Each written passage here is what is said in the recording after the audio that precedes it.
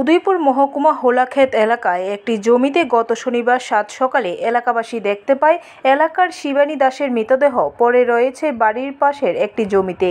খবর পেয়ে পুলিশ ঘটনাস্থলে ছুটে যায়। পরে পুলিশ একটি মামলা নিয়ে যার নম্বর 59/2025 নিয়ে তদন্ত শুরু করে। 24 ঘন্টার মধ্যে পুলিশ মৃত শিবানীর বড় ভাই সঞ্জিত দাসকে জালে তুলতে পেরেছে। পুলিশি জেরায় সে স্বীকার করেছে তার বড় বোনকে হত্যা করেছে। তার বিরুদ্ধে বিএনসি ১ ধারায় মামলা নিয়ে তদন্ত শুরু করেছে। পুলিশ স্বীকার করেছে সঞ্জিত এই ঘটনার সঙ্গে জড়িত রয়েছে। এই ঘটনায় আর কারা কারা জড়িত তা তদন্ত করে দেখা হচ্ছে। তবে পারিবারিক ঝামেলার পরেই এই ঘটনা ঘটেছে বলে পুলিশ প্রাথমিক তদন্তে জানতে পেরেছে।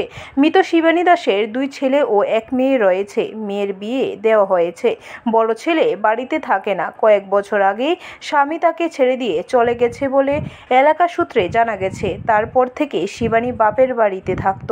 পুলিশ তদন্ত শুরু করেছে এই ঘটনা আর কে জড়িত। তবে এই ঘটনা এলাকায় ব্যাপক চাঞ্চল্য দেখা দিয়েছে।